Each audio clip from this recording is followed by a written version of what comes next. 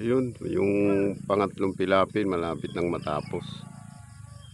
Pagkatapos niyan, mga after 3 days, halo naman para madurog yung mga mga limpa ng araro.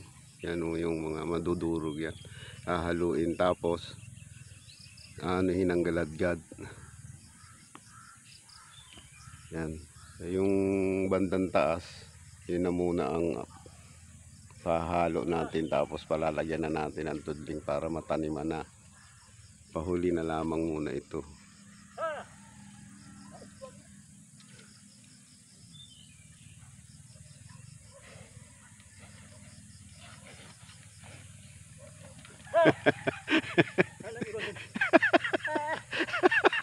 Ay baka naman sa adjustment tong lagay mo doon sa pinakamataas.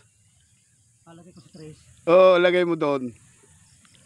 Pagka nasa baba, uutlaw talaga yung araro. Talaga yan, yung aangat. Pero kung nasa taas yan, didiin. Nako, ayaw po. Medyo nagkakaproblema sa pang-araro. Medyo yung araro, tagal na hindi nagamit. Tsaka medyo maiksi na yung sudsud.